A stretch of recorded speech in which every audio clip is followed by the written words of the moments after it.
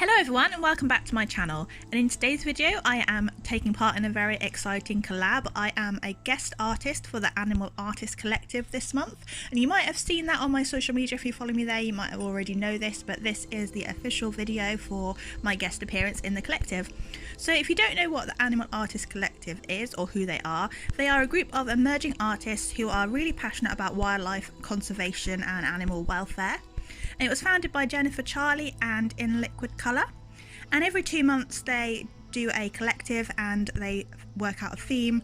Last year they did habitats, and this year they are doing different types of animals, different species. So this month the theme is birds, and all the pieces from the Animal Artist Collective each month are for sale, and 50%, at least 50% of the money raised from the sales goes to animal conservation charity. So this month they are doing birds, so I decided that I wanted to do a golden pheasant because it's really beautiful. I originally wanted to do a pheasant because that is a British bird, but I looked at pictures of pheasants and a golden pheasant came up and I was like, that's so pretty, I want to find out more about it. So I did some research and I will tell you a bit about the golden pheasant and its history a little bit later on.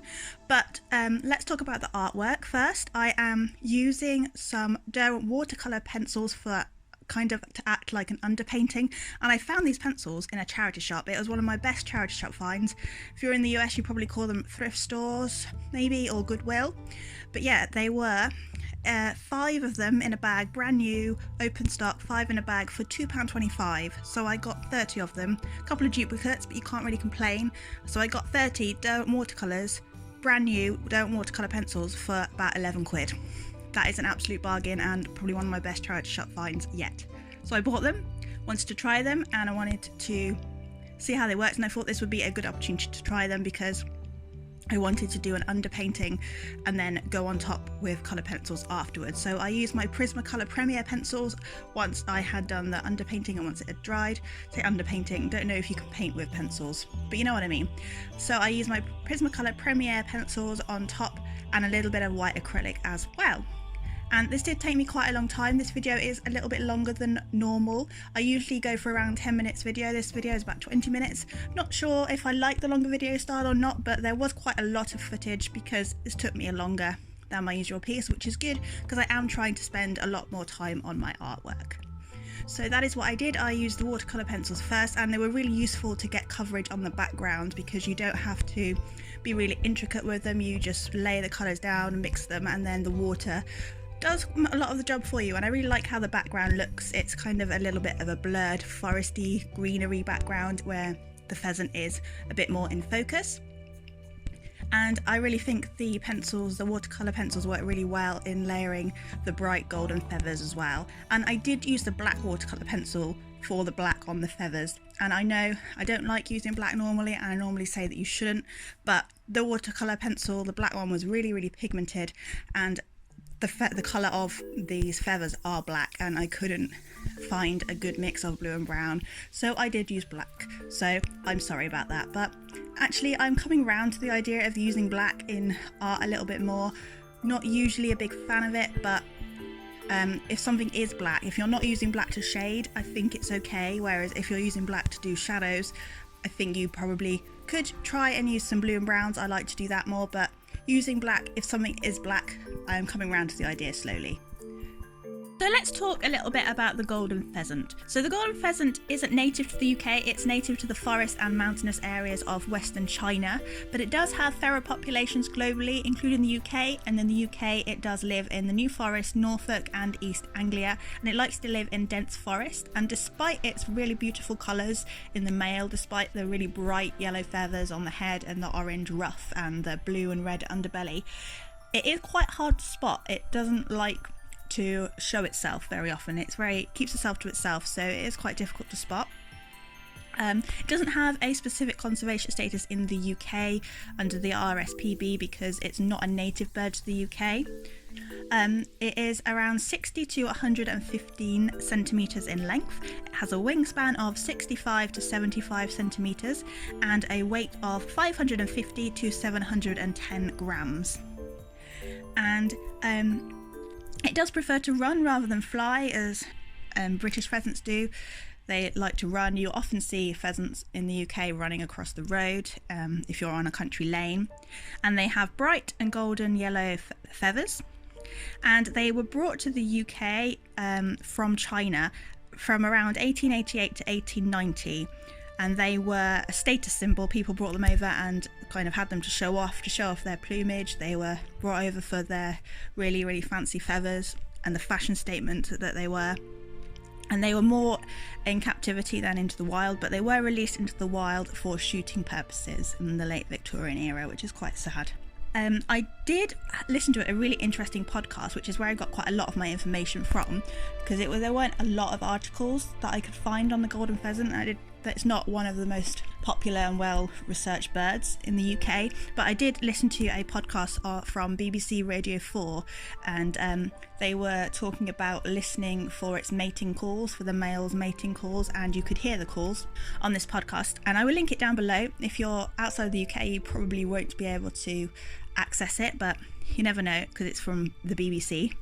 But yeah, and in this podcast they had a group of people and they were in a church and they were talking about this stained glass window of the golden pheasant, and I thought it was a bit of a shame that you couldn't see the stained glass window, what with it being a podcast. It's the only downside to podcasts really, when they were describing it and I was trying to picture it, but there wasn't an image that you could see, which was a bit sad, but never mind. And they were saying that this golden pheasant might have been the origin of the legend of the phoenix, which is quite cool. You can kind of see that with the yellow feathers and the orange ruff. It does look very phoenix-esque. But yeah, so I will leave that down below if you are interested. And yeah, the golden pheasant, I learned quite a lot about it, and I think it's a really interesting bird and it is a really beautiful bird, and I think it is very unique, and I can understand why it is a status symbol and why people were and probably still are interested in the feathers and its beauty. But yeah, I really enjoyed learning about this golden pheasant and learning some new things about it, and I think it's just a really stunningly beautiful bird, and more people need to see it. And it's a shame they like to hide themselves away, but we must respect that. So do let me know in the comments below what your favourite bird is, whether you've heard of a golden pheasant before, whether you've even seen one, if you've been lucky enough to see one. I've never been able to see one, but I've been talking to some friends at work, and one of them said that they've seen one before when they were in the New Forest, so that must have been a really, really awesome sight. So part of the Animal Artists Collective is to raise awareness of conservation and to draw animal art, but it's also to raise money and donate money to these conservation charities. So this final piece will be for sale up on my new Etsy store. More about that later, but this piece will be for sale, and 50% of what I make from this piece will be going to a conservation charity. And the charity that I have chosen is the Rspb, which is the Royal Society of Protection for Birds, which is like the RSPCA in England, but it's bird focused instead of general pet focused and animal focused. I thought that would be a really good charity to pick because the theme of the collective is birds. So a little bit of information about the Rspb. I did a little bit of research on them as well, and I was really fascinated by what I found because I hadn't really looked too much into this charity before. I was aware of it. I talked to some friends who are kind of quite keen on it and interested in bird conservation, but I have not really dug into the history.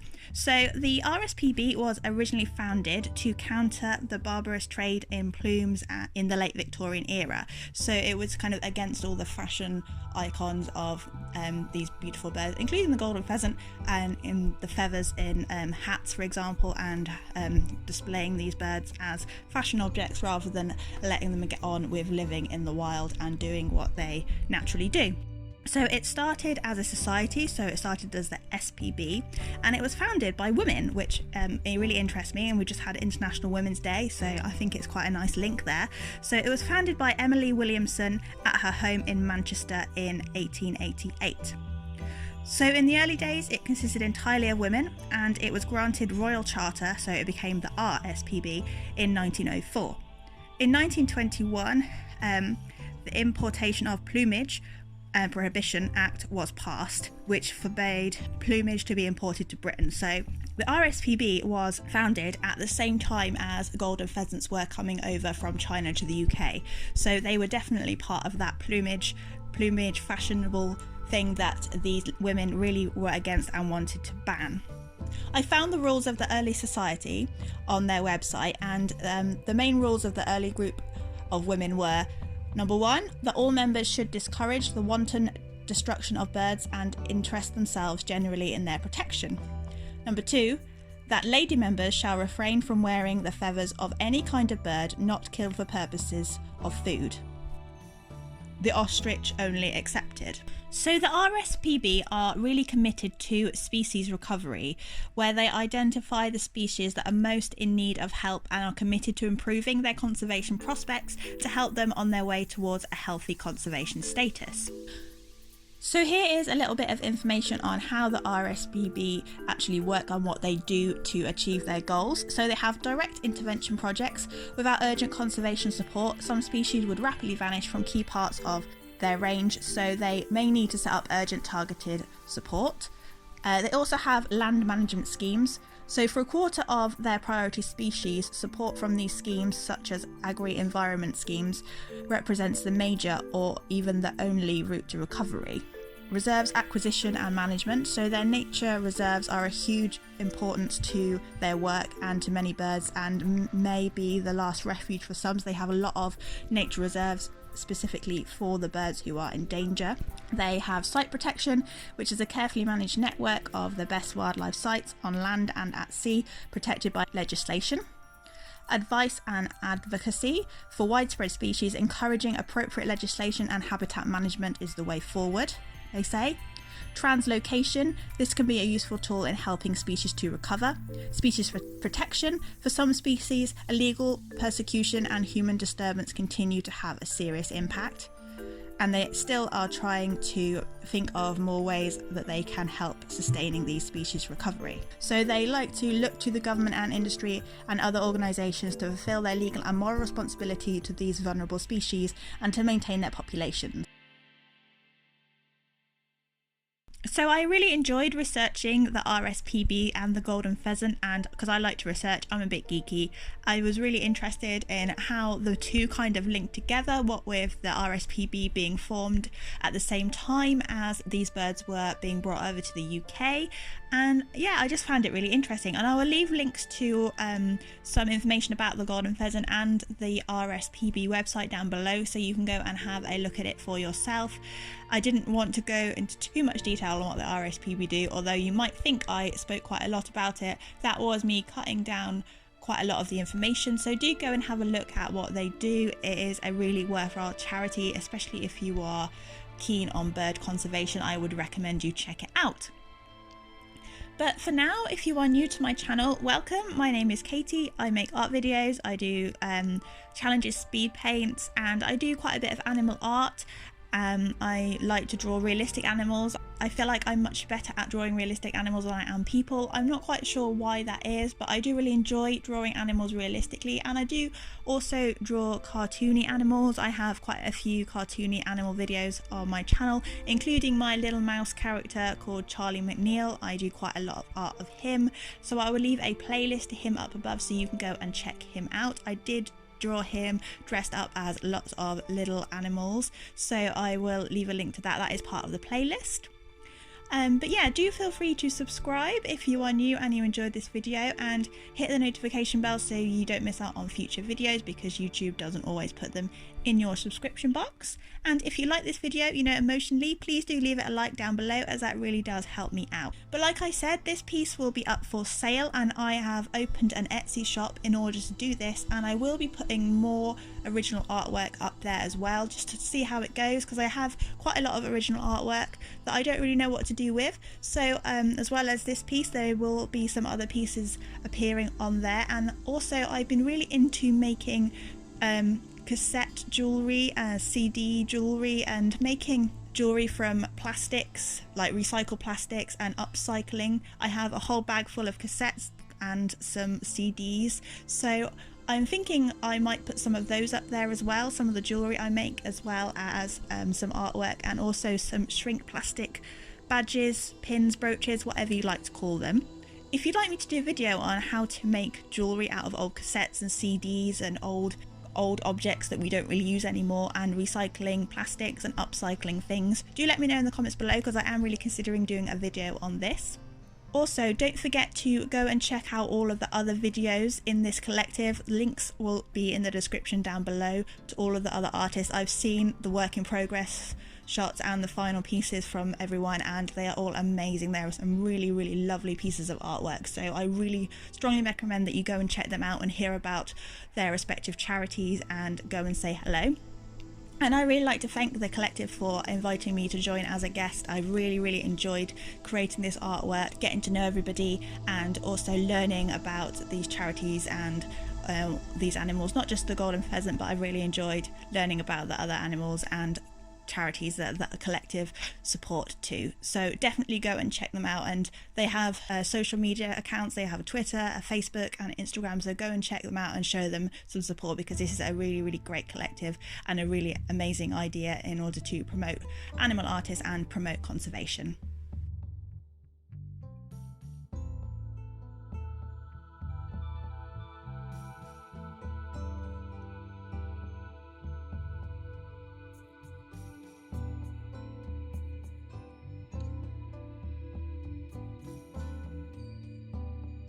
Coming to the end of the video now, I really like how this piece turned out. I'm really pleased that I spent a long time on it. I think I worked really hard. I tried to push myself by using watercolor pencils as a base and then going over the top. I am really trying to take longer on some artworks, and I think it does show in this piece, so I am quite proud of this piece. And don't forget, if you're interested in buying this piece, it is up on my Etsy store and 50% of the sale will go to the Rspb.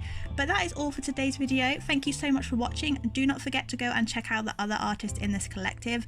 Check out all the links and information down below, and I will see you next Thursday. Bye for now.